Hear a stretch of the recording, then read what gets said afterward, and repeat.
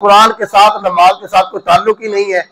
हजरत मुख्तार काकी अलैहिर्रहमा फरमाते हैं कि जब मुझे ख्वाजा मोइनुद्दीन चिश्ती अजमेरी ने मनसब दिया और फरमाया कि तुम दिल्ली चले जाओ, तो मैंने कहा जनाब मुझे कोई नसीहत इरशाद फरमा दीजिए, कोई ऐसी बात जो मेरे काम आए। तो हजरत ख्वाजा मोइनुद्दीन चिश्ती अजमेरी रहमतुल्लाह अलैह ने जो नसीहत की फरमाते हैं, मुझे कहने लगे मुख्तार काकी बेटे फकीरी ऐसी करना कि बादशाहत नजर आए, फकीरी करना लेकिन बादशाहों की तरह। ये नहीं कि अब तुम जाके देखो कि जो सूफी साहब है जनाब इमाम साहब है उनका कुर्ता फटा हुआ है, कपड़ा लिबास अपने शहाना जिंदगी गुजारना, फकीरी के अंदर बादशाहत नजर आए। और दूसरी जो नसीहत की है फरमाते हैं, मुझे कहने लगे कि तेरे पास जो भी आए वो खाली ना जाए।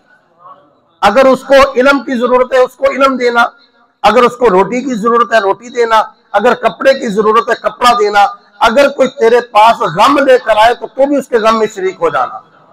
अगर वो रोता है तो तू भी रो के उसके दुख के अंदर शरीक होना और उसे एहसास दिलाना कि मुझे भी तेरे दुख का दुख है। और तीसरी बात जो इरशाद फरमाते हैं कि मुस्कुराहट के अंदर, खुशी के अंदर तो हर बंदे मुस्कुराता है, जब खुशी मिलती है हर बंदे खुश होता है, लेकिन तेरे चेहरे पर खुशी उस वक्त आनी चाहिए जब अल्लाह तुझ पर आजमाइश को नाज़िल करे। जब तुझ पर इम्तिहान आए तो रोके उसका सामना नहीं करना, बल्कि खुश होकर उसका सामना करना है। अल्लाह खुशियां भी तूने दी हैं, अगर आजमाइश आई है तो मैं इस आजमाइश को भी खुले दिल से कबूल करता हूँ। जे सोना मेरे दुख में राजी तो मैं सुख नु चुल्ले पावा। और फिर फरमाते हैं जो चौथी बात मुझे इरशाद फरमाई, फरमाने लगे कि दुश्मनी ना करना बल्कि दोस्ती करना, दुश्मनियां ना पालना।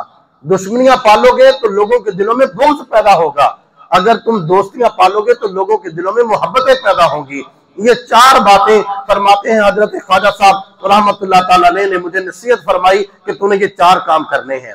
अब 15 साल की उम्र में निकला बंदा, 90 साल की उम्र हो गई, सारी जिंदगी ना पीछे घर वालों को देखा कि पीछे उनका क्या हाल है, ना कोई कारोबार किया है, सारी जिंदगी मेरा आका मौला सल्लल्लाहु अलैहि वसल्लम के दीन की तालीम और तरबियत के अंदर गुजार दी। फरमाते हैं जब आखिरी वक्त आया तो अपने खुलाफा को बिठा के कहने लगे कि यार मेरे लिए दुआ करना कि अल्लाह मेरा खात्मा ईमान पर फरमा दे। ये हमारे सुनने में बड़ी मामूली बात है, हमारे सुनने में बड़ी मामूली है, लेकिन इतना कुछ करने के बाद जब हजरत ख्वाजा मोइनुद्दीन चिश्ती अजमेरी अलैहिर्रहमा ने अपने खुलाफा से ये बात कही, यार दुआ करो अल्लाह खात्मा ईमान पर कर दे, तो सबकी चीखें निकल गईं।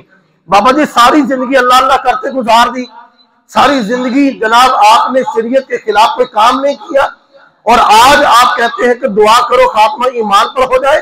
फरमाते हैं यार मैं डरता हूं इस बात से कहीं ऐसा ना हो, लोग तो कहते हैं बड़ी इबादतें हैं, बड़ी रियाजतें हैं, बड़ा जनाब अल्लाह अल्लाह करने वाला है, जब अल्लाह की बारगाह में जाऊं तो अल्लाह कहे आमाल की गठरी तो बहुत बड़ी है लेकिन मेरे लिए तो कोई भी नहीं है, अमल तो बड़े करके आए हो लेकिन मेरे लिए क्या किया है। फरमाते हैं कि ये हजरत ख्वाजा मोइनुद्दीन चिश्ती अजमेरी रहमतुल्लाह ताला अलैह की जिंदगी का मुख्तसर हाल आपके सामने रखा। और फरमाते हैं कि जब ये बूढ़ा 90 साल का अल्लाह का नेक बंदा जब दुनिया से गया तो जब अजमेर में आए तन्हा थे, और जब अजमेर से आपका जनाजा उठता है तो 90 लाख कलमा पढ़ने वाले आपके जनाजे के अंदर वो लोग थे जिनको आपने अपनी जुबान से कलमा पढ़ा के मुसलमान किया था। ये अल्लाह वालों की शान है। दै सजना असा तोड़ निभाई ते जान दी राह तेरे, हशर दिहाड़े शर्मा रख नहीं ते पर्दे कज नहीं मेरे। ये हमारे औलिया कामिलीन की तालीम और तरबियत थी। अपनी इबादतों पर मान नहीं था, अपनी रियाजतों पर मान नहीं था, दीन की खिदमत पर मान नहीं था, बल्कि अपने जो खुलाफा थे, अपने जो शागिर्द थे उनसे कहते थे यार दुआ करो अल्लाह मेरा खात्मा ईमान पर फरमा दे। एक आखिरी बात सुनिए, चंद दिन पहले भी मैंने दोस्तों को सुनाई, हजरत सुफियान सौरी, बड़ी तवज्जो से ये बात सुनिएगा।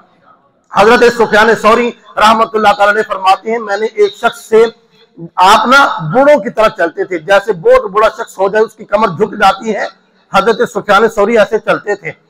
आपका जो खिदमत गुजार था उसने कहा जनाब आप इस तरह कमर इतनी झुक गई है, ऐसे क्यों चलते, इसकी वजह क्या है।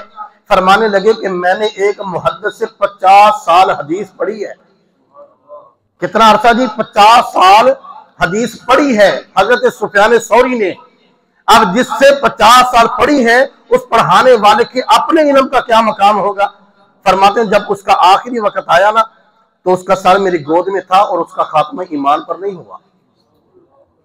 50 साल हदीस पढ़ी मैंने उससे।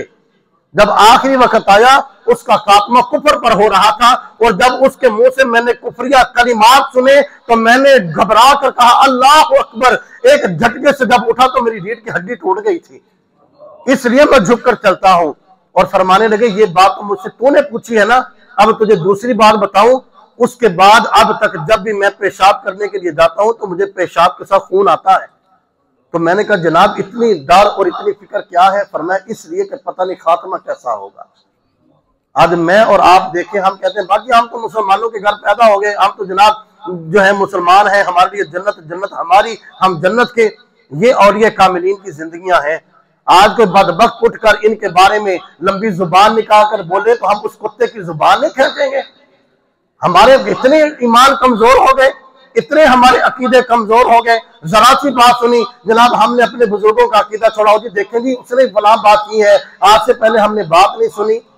हम अपने बुजुर्गों की तालीमात को पढ़े तो सही ना, उनकी जिंदगियां पढ़ कर देखें, सुन कर देखें और उनकी तारीख पढ़ कर देखें, फिर हमें पता चलेगा कि ये जो आज रब ने उनको मनसब दिए हैं ये बैठे बिठाए घर में नहीं दे दिए, बल्कि उनकी मेहनतों के बाद रब ने उनको ये मकाम और मर्तबे अता फरमाए हैं। अल्लाह करीम हमें अपने बुजुर्गों का और ये कामिलीन का सही मानों में अदब और एहतराम करने की तौफीक नसीब फरमाए, और खालिक कायनात इन नेक बंदों की संगत और सोबत हमें दुनिया में भी दे, और अल्लाह मरने के बाद भी हमें ये सोबत नसीब फरमाए। मोहब्बत से नारा